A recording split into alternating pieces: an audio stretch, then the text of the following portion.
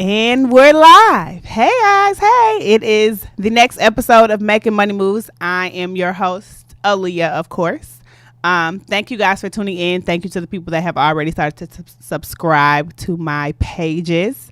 If you haven't subscribed yet, you need to go to Instagram, Making Money Moves Podcast, CTS, Cowboys Tax Service. We already know that. Go to my YouTube page, Making Money Moves Podcast, and then tune in every week to hear me at 11 o'clock. Normally I have a guest, but today I am solo. You get a good treat today. Today we are talking about building wealth. We are talking about investments. We are going to talk about marijuana.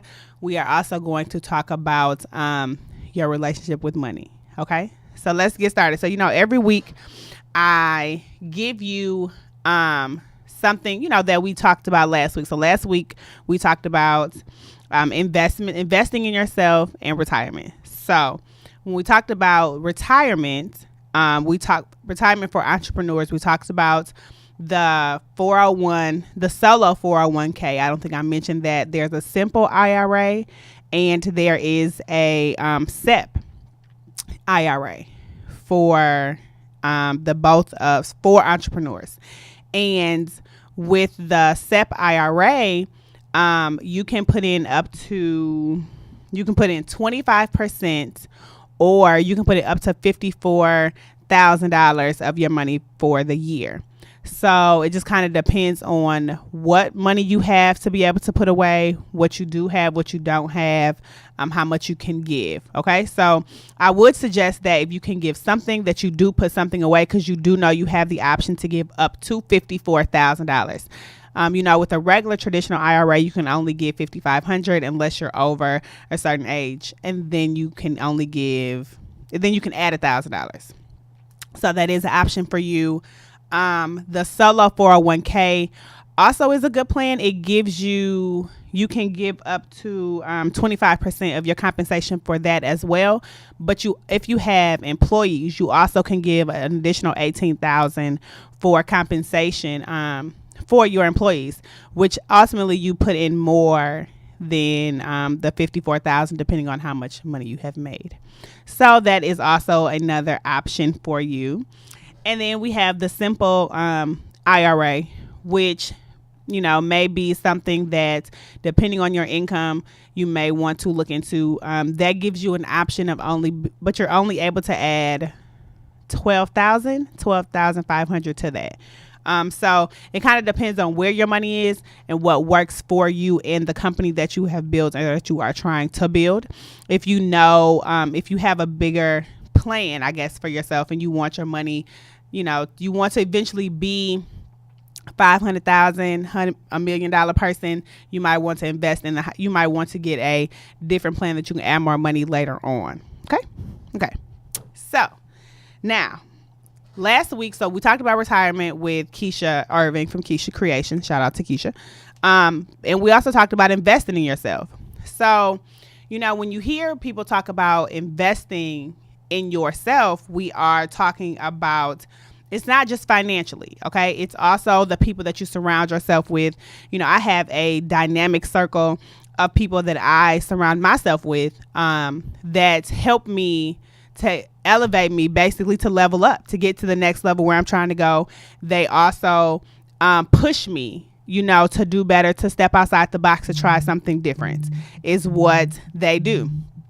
So hopefully your circle of people are doing that. If they are not pushing you, if you are the smartest person in your circle, you need to change your circle. I know that sounds kind of bad. You've been friends with certain people for so long. You've been friends with these people since high school. You've been friends with them because of one thing or another, college.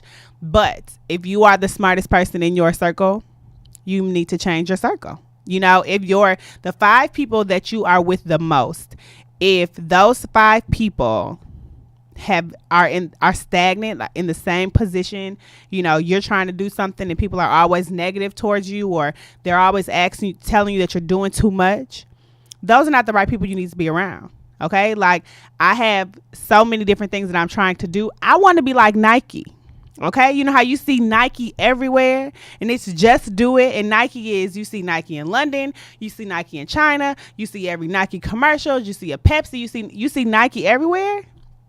I'm trying to be so that you see me everywhere. And the people that I am around are pushing me, because when you level up, your friends level up. If I'm coming or I'm going, they're coming too, because we're all working for the same goal. We're all trying. By the age of 40, nobody wants to work. Everybody wants to be able to just manage, and I still work, but I'm taking meetings. I'm bringing in more business. I'm not the CEO that is hands-on, that is actually basically a high-paid administrator. That's not who I am, okay? So that's what we are. That's the goal that we are trying to have. That's what we are trying to do. In my circle, that's what we are doing. Everybody has something they're trying to do. Hopefully in your circle, that's what they are doing. If they are not, you might need to change your circle. I'm just saying. Don't get mad at me. I'm just letting you know. Okay. So that is what we have with investing in yourself outside of financially. Yes, you do need to pay yourself first. I had a bad habit of, whenever you get paid, just like you give 10% to church, you need to give something to yourself and put away. Even if you buy yourself a pop. Yes, I said pop. I am from Michigan. I say pop. I don't say soda. I think soda is something that you wash your clothes with. Okay. It's not something you drink. But hey, who am I? I'm just saying. Okay. But you do need to pay yourself. Okay. Give yourself something at first. Buy yourself a pop. Buy yourself a shirt. Buy yourself some shoes. Buy yourself a bag. Do something for yourself, and then pay the rest for bills and anything else you need to take care of. Put your money to the side for your emergency fund, and then you kind of keep going. Okay. So even with that brings me to, I was listening to another podcast of someone else that I will have later on the show, in a couple of months, but I was listening to another podcast, and she was talking about your relationship with money. Okay.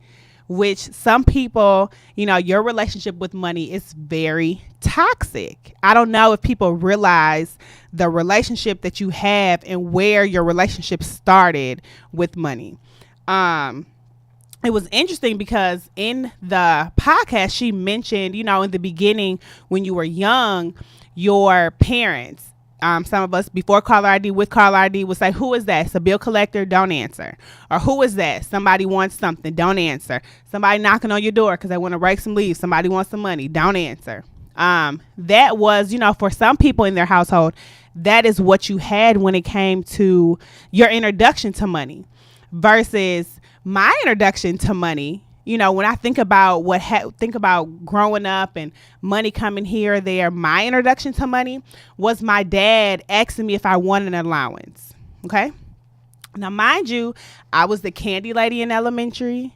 I always had something I was selling and doing, candy, food, whatever. Okay.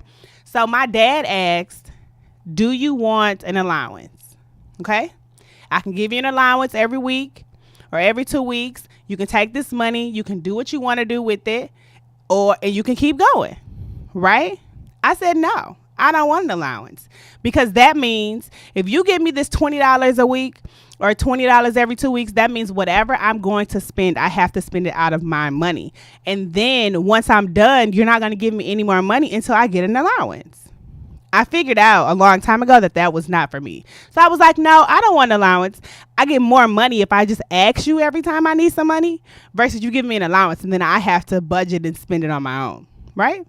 My dad really would have thought about it. He knew. He said, that's my daughter. And he always laughs. But he also knew I was going to pick that. I wasn't going to say an allowance.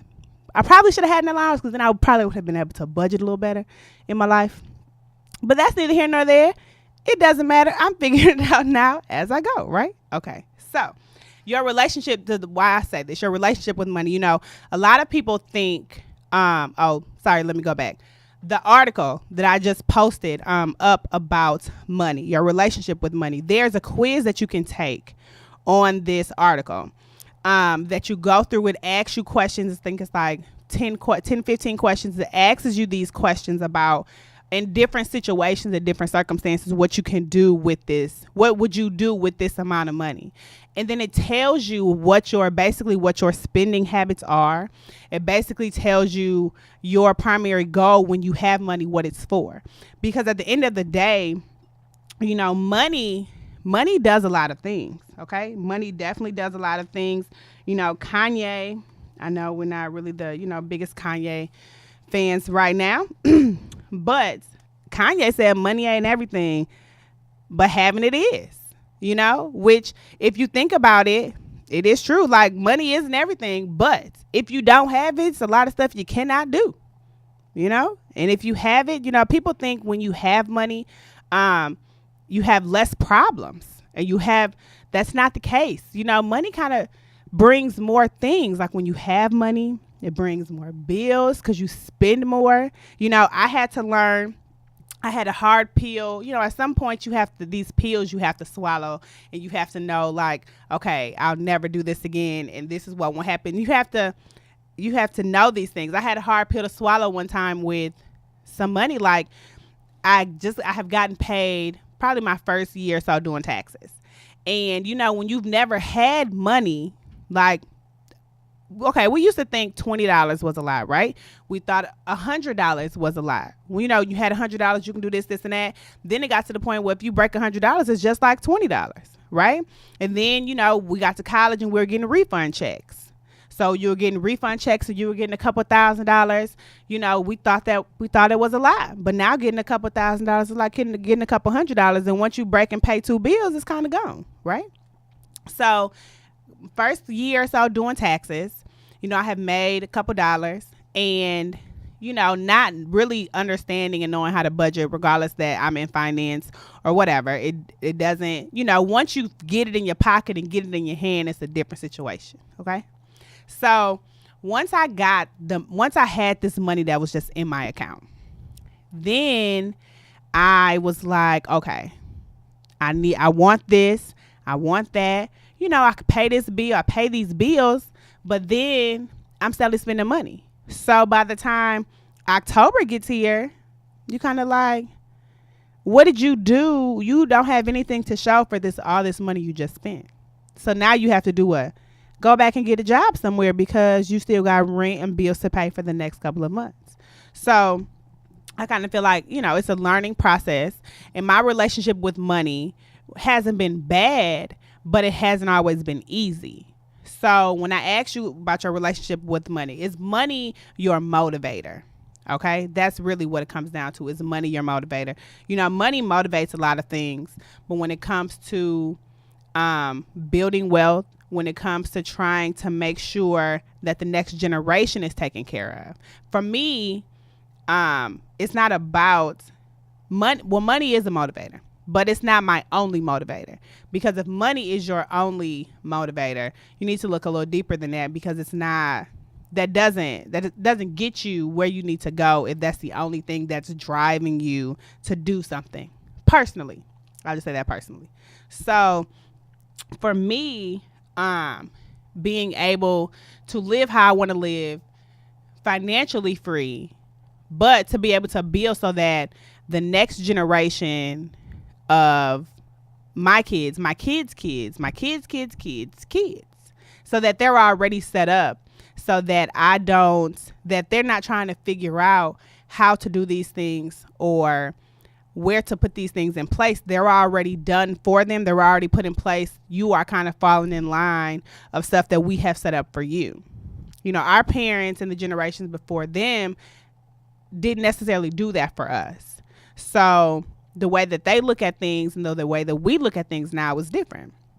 So now for me, building wealth is setting up my kids so that when it's time for me to go, my kids to go, everybody is already set up, and they can say, oh, granny already had this. So we already know what it is to budget. We already know what it is as a tax shelter. We already know what it is to have this money put to the side for this, and this. Okay. We already know these things, but getting to that place doesn't come easy. Part of that, when it comes to, I know I've kind of jumped around a little bit, sorry guys, but when it comes to saving when it comes to this, your relationship with money and the things that you've had to do. I read the book. I read Dave Ramsey's book, The Money Makeover. Okay. So one of the books that I've read, The Millionaire Next Door. But with The Money Makeover, he talks about an envelope method. Okay. I know I've kind of just jumped around before you guys, but it all kind of tie in, guys. Just stay with me a little bit longer. Stay with me and you'll get it. Okay. So the envelope method. Okay. With Dave Ramsey, I know people are looking like, what is this envelope method, and why do you think that I'm gonna just put some money in here and I'm not gonna spend it? Okay, so listen to this.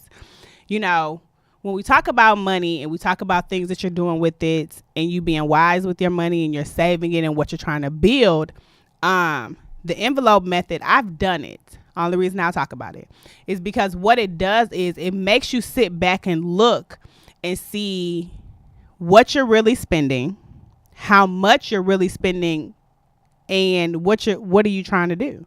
So, you know, I like to cook, but I also like to go eat. I like convenience. So I'll go sit out in the restaurant before I go and cook a whole meal for one or two people.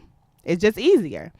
But what I had to realize is in probably 2 months at one point, I had probably spent $2,500 on food. That's just going out to eat. Okay, for breakfast or for lunch or having drinks with friends or whatever's going on, I spent $2,500 on food. Okay, so once I saw that I did that, I then was like, you know, you check your accounts and you kind of see what's going on. And then I'm like, dang, what I've been doing? All I saw was like, you know, restaurant after restaurant after restaurant, fast food, restaurant, right? So I read the Total Money Makeover and I tried the envelope method. So what it is you put, let's say I should spend $200 on groceries a month. That goes in an envelope. I spend whatever your bills are, you pay those, your cash for their weekend cash or closed cash, anything else that you spend money on all goes in these envelopes. And what you have is you have the envelopes with you, right? So all the money you have for that month outside of bills comes out of those envelopes.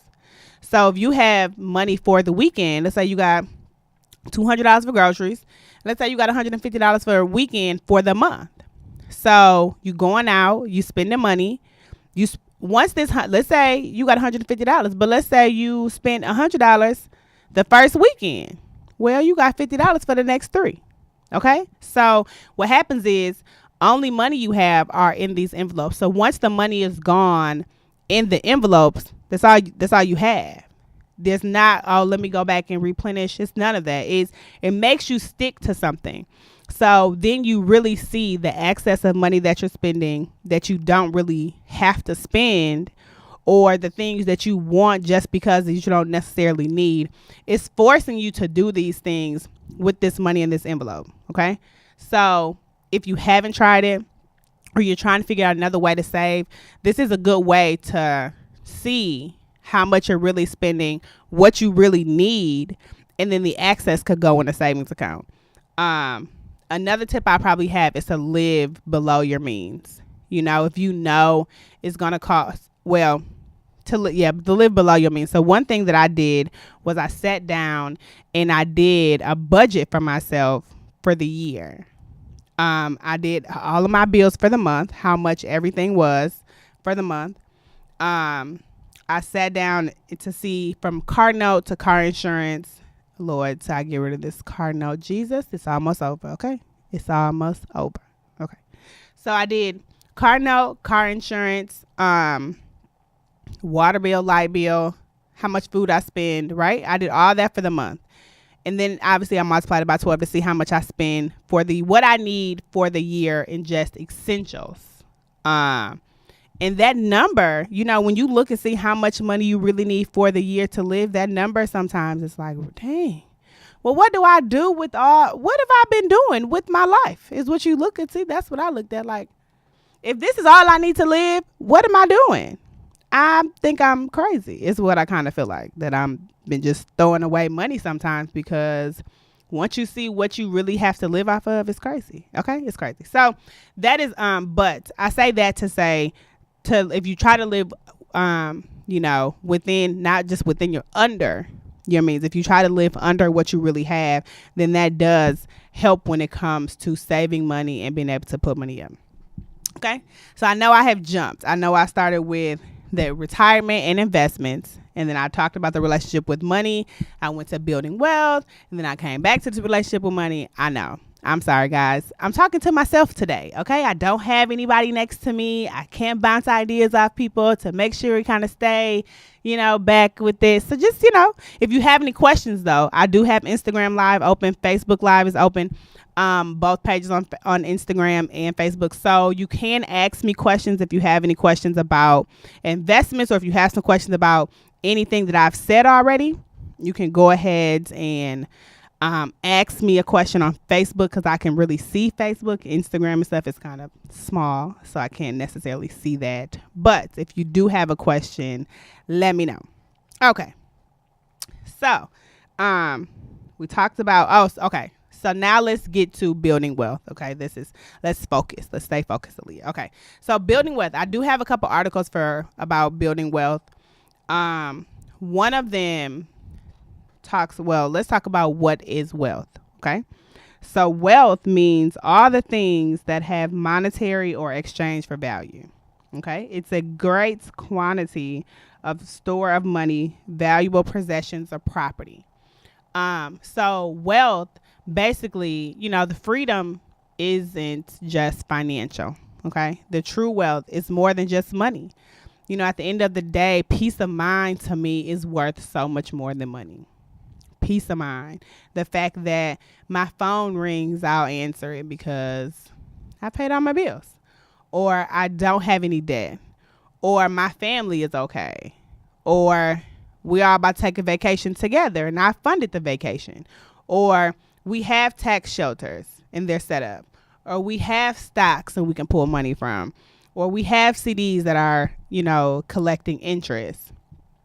These things, to me, is what helps build wealth. It's more than financial. But, again, it kind of goes on to what your motivation is and what you're trying to do. If wealth isn't about money for you and it's about something else, then, you living check to check doesn't bother you, or you're not trying to build, the wealth financially. You just want to, kind of be free, I guess, mentally. It's a difference. So it just kind of depends, on those things. So the other article with wealth talks about the 10 commandments of building wealth. And with the 10 commandments of building wealth, the first one is about getting deeply motivated. So if money is your motivation when it comes to building wealth, then it's not a great motivator. Basically, you have to. It needs to go further than just money. You need to have a deeper purpose than that, and discipline. When you are building a business or you are trying to build this relationship, when you try to build the relationship with money, you can look at your relationship with money as in a long-term committed relationship. Okay. I don't want a one-night stand. A one-night stand, when it comes to money, is basically when it comes in, it goes out. Okay. You've all had one-night stands before. That's your one-night stand. When you get paid, you put it right back out there. That's your one-night stand. What you want is some type of long-term committed relationship. You want this marriage that has been over 40 plus years is what you want. That takes discipline. Okay. That takes a lot of discipline. It takes, sometimes you can't do the things that your friends are doing, or sometimes you can't go to the places that people are going to go. Every time somebody invites you somewhere, say no. You can't always say yes, because discipline is one of those things you have to have, which is one of the commandments for building wealth. But I know I've been talking to y'all for a long time. I'm about to wrap it up so we can all get out of here together. Okay. So, but what I do want to leave you with is with the 10 commandments. Okay. I am a firm believer in discipline. I am a firm believer in having motivation, something deeper than where you are when it comes to motivation. Applying leverage, having a support system to me is very important when it comes to what you're trying to do, the people around you. Sometimes you don't have that. But sometimes you do. So being courageous, having the support system, stepping outside the box. Sometimes, you want to do these things, but sometimes you're pushed. Somebody might just push you over the cliff. Sometimes you have to do it. Sometimes you have to just jump. So when it comes to building wealth and it comes to this, I'll post the 10 commandments on Facebook. I'll put the article on Instagram. I'll put the other articles up so that you will have that. But I do think that if you read these 10 commandments, part of these and building wealth and where you need to go and what it's trying to do, I do think that it's very important. Okay. So I will leave you with this today. I know we've talked about investments. I've talked about retirement. I've talked about your relationship with money. If you have a story about your relationship with money and how it came about, or the first thing you remember, we can talk about it. You send me a message to give me your story. I'll bring it up, on the next show when my next guest next week, when she gets here. And we'll be able to, kind of go through some things, because your relationship with money directly affects what you're going to do, how you're going to spend it, how you're going to build with it. So on that note, I will leave you guys for today. Thanks for tuning in again. If you have not subscribed to my YouTube page, please go to my YouTube page and subscribe. Making Money Moves podcast. We are up. If you haven't subscribed to iTunes, please go leave us a review. Give me your thoughts, good, bad. It's okay. Criticism helps. It only helps. If you have any other questions, let me know. If you need your taxes done, let me plug in my business. Sorry, guys, I forgot. My tax office, I know you can't see these pins, these good old pins right here, but obviously I own a tax office and we do more than just taxes. So if you are starting a business, we do formation of business. If you need trademarks, we do trademarks, or I can send you to somebody to get the trademarks. We do all the stuff for the city. We do all the stuff for the state. We do payroll for small businesses. We do credit repair. Anything you can think of with a business, we do. Outside of, even with logos and stuff, I have people that I work with directly that I could send you that'll be able to do the stuff for logos and websites. But if you have any questions, let me know. I'm here for it. Thank you for tuning in, and I will see you all next Tuesday.